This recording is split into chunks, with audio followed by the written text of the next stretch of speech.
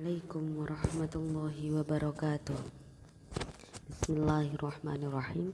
Alhamdulillahirabbil alamin wa bihi nasta'inu ala umuri dunya waddin.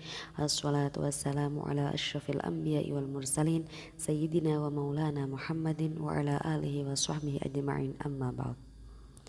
Yang terhormat Ibu Irma Nur Afidah selaku dosen pengampu mata kuliah Pendidikan Kewarganegaraan, dan tak lupa teman-teman semua yang saya sayangi dan saya banggakan. Di sini saya Maulidatul Ahadiyah, perwakilan dari kelompok 7, ingin menyampaikan materi tentang pengembangan media pembelajaran PKN.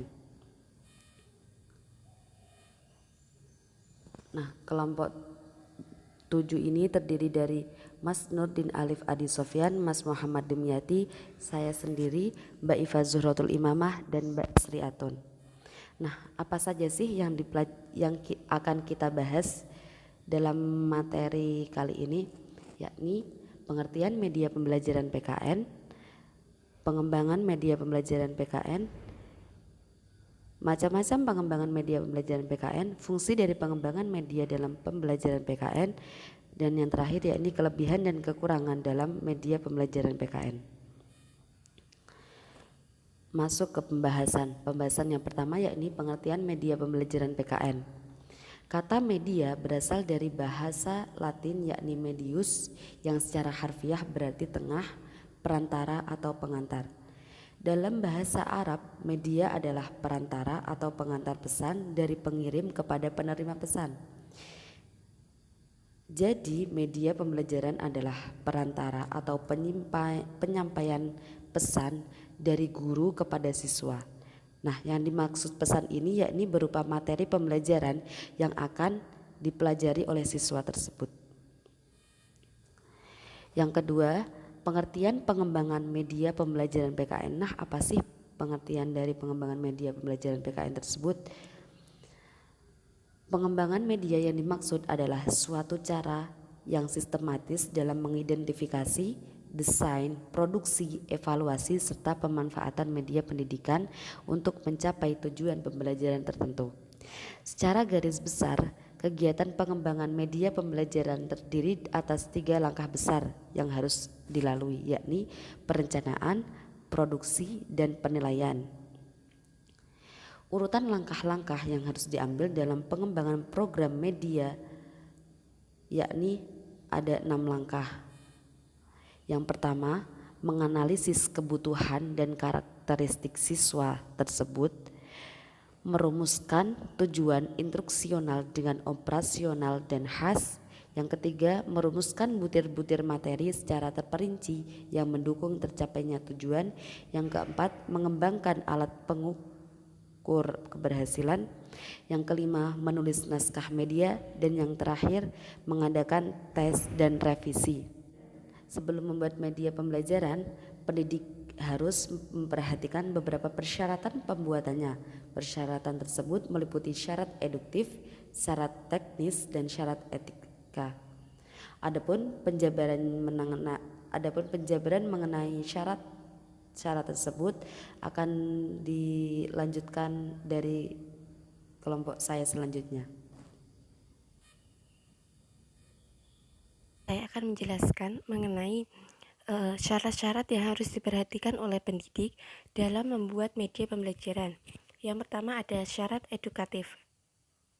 Syarat edukatif ini artinya pembuatan media pembelajaran harus disesuaikan dengan program pendidikan yang berlaku sehingga pembuatannya akan membantu pendidik dalam mencapai tujuan-tujuan yang terdapat di dalam program pendidikan yang telah disusun. Yang kedua ada syarat teknis. Dalam proses pembelajaran, pembuatan media pembelajaran yaitu harus memenuhi persyaratan. Yang pertama, media pembelajaran dirancang sesuai dengan tujuan dan fungsi sarana. Yang kedua, media pembelajaran hendaknya multiguna. Yang ketiga, media pembelajaran dibuat dengan menggunakan bahan yang mudah didapat di lingkungan sekitar. Selanjutnya, aman dan tidak mengandung unsur yang membahayakan, serta media pembelajaran hendaknya awet, kuat, dan tahan lama. Mudah dalam pemakaian, penambahan kesenangan anak untuk bereksperimen dan bereksplorasi. dapat digunakan secara individual, kelompok, dan klasikal. Lalu syarat estetika. Persyaratan estetika ini menyangkut unsur keindahan media pembelajaran yang dibuat. Unsur keindahan estetika atau estetika ini sangat penting diperhatikan karena akan memotivasi dan menarik perhatian anak untuk menggunakannya. Hal-hal yang lebih rinci berkaitan dengan syarat estetika ini adalah bentuk yang elastis dan ringan,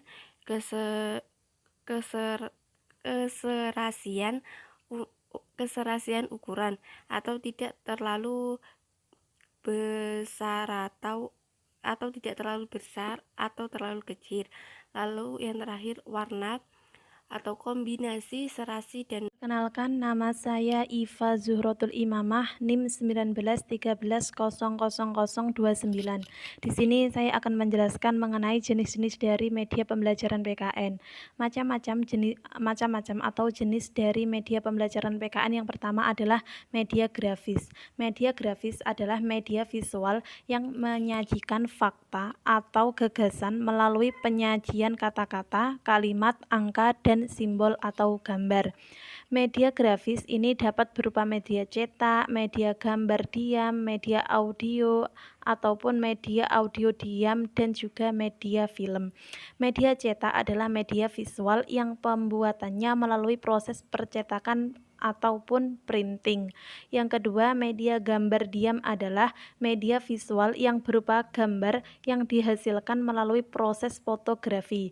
Nah, jenis dari media gambar diam ini adalah foto. Yang selanjutnya adalah media audio. Media audio adalah media yang penyampaian pesannya dapat diterima oleh indera pendengaran. Media audio visual diam yaitu media yang dapat diterima oleh indera pendengaran dan juga indera penglihatan. Akan tetapi, gambar yang dihasilkan adalah gambar diam atau sedikit memiliki unsur gerak. Yang selanjutnya, yang terakhir adalah media audio ataupun media film. Film juga dapat disebut sebagai gambar hidup, yaitu serangkaian gambar diam yang meluncur secara cepat dan diproyeksikan sehingga dapat menimbulkan kesan hidup dan juga bergerak. Kemudian fungsi pengembangan media pembelajaran PKN yang pertama yaitu fungsi atensi, yang kedua fungsi afektif, dan yang terakhir adalah fungsi kognitif. Fungsi atensi maksudnya adalah media visual merupakan inti, yaitu dapat menarik dan mengarahkan perhatian siswa untuk berkonsentrasi kepada isi pelajaran yang berkaitan dengan makna visual yang ditampilkan atau menyertai teks materi pelajaran. Yang kedua adalah fungsi afektif. Media visual dapat terlihat dari tingkat kenikmatan siswa ketika belajar atau membaca teks yang bergambar. Gambar atau lambang visual dapat menggugah emosi dan juga sikap siswa seperti informasi yang menyangkut masalah sosial ataupun ras. Fungsi kognitif. Fungsi kognitif media visual terlihat dari temuan-temuan peneliti yang mengungkapkan bahwa lambang visual atau gambar memperlancar pencapaian tujuan untuk memahami dan mengingat informasi atau pesan yang terkandung di dalamnya. Yang selanjutnya yaitu fungsi kompensatoris, yaitu media pembelajaran terlihat dari hasil penelitian bahwa media visual yang memberikan konteks untuk memahami teks membantu siswa yang lemah dalam membaca untuk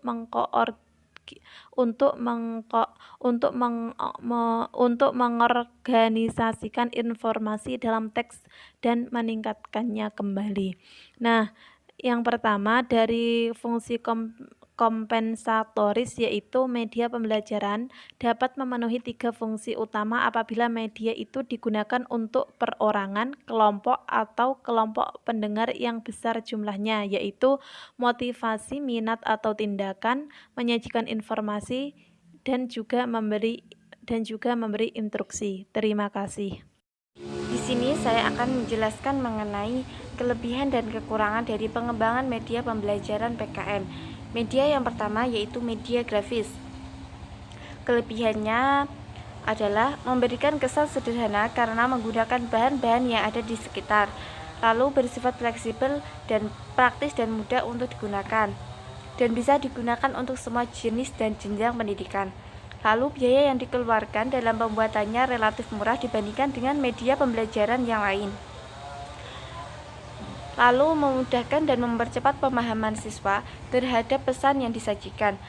Lalu dapat dilengkapi dengan warna-warna sehingga lebih menarik perhatian dan meningkatkan daya ingat siswa. Selanjutnya, kelemahan dari media grafis.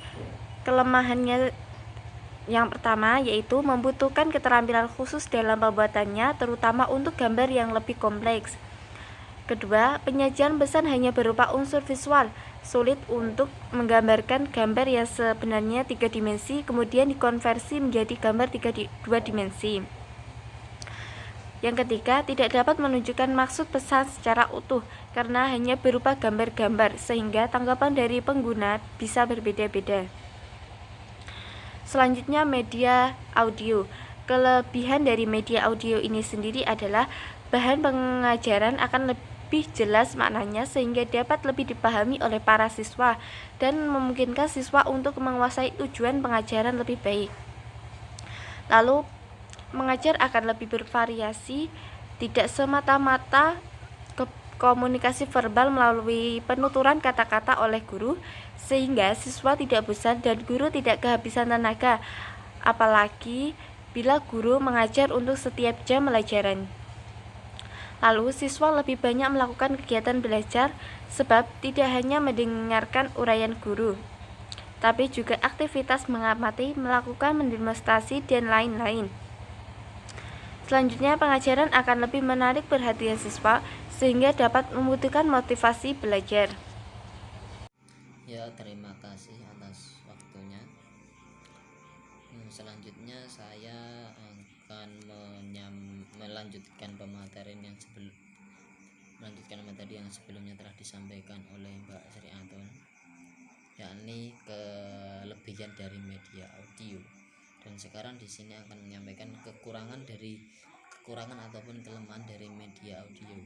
Yang pertama, media audio lebih banyak menggunakan suara dan bahasa verbal, dan itu mungkin saja hanya dapat dipahami oleh pendengar yang mempunyai penguasaan kata ataupun bahasa yang baik juga.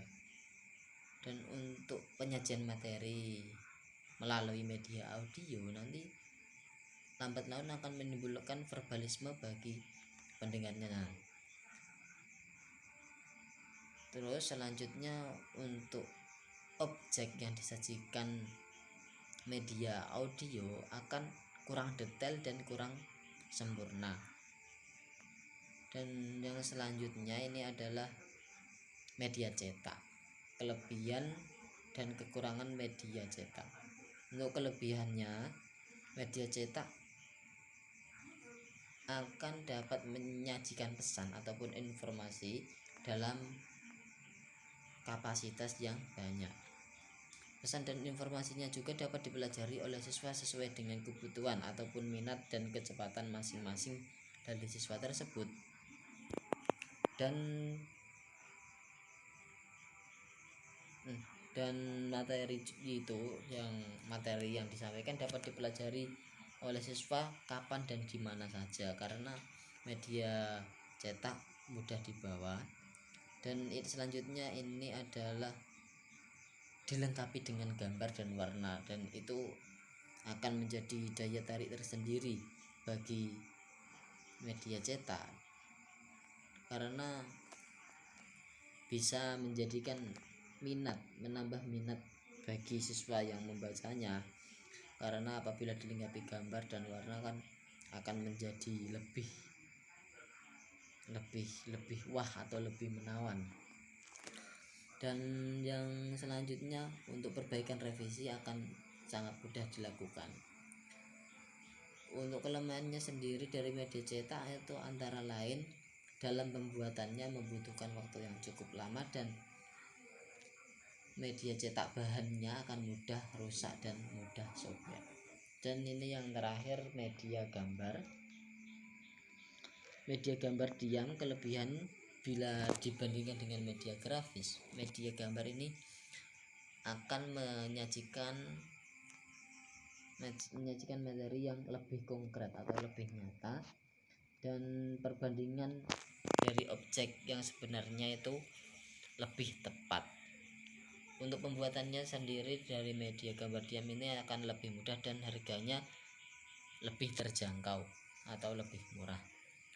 Dan untuk kelemahan media gambar diam dalam pembelajaran ini biasanya ukurannya terbatas, sehingga nanti akan menjadikan kurang efektif atau kurang efisien bila digunakan dalam pembelajaran dalam kelompok besar. Dan yang terakhir, perbandingan yang kurang tepat dari suatu objek dalam gambar diam, objek bila dibandingkan nanti perbandingan dengan objek nyata dengan objek gambar diamnya kurang tepat, nanti bisa juga menimbulkan kesalahan dalam persepsi. Dan sekian pemaparan materi dari kelompok kami. Selanjutnya waktu saya kembalikan kepada moderator. Terima kasih.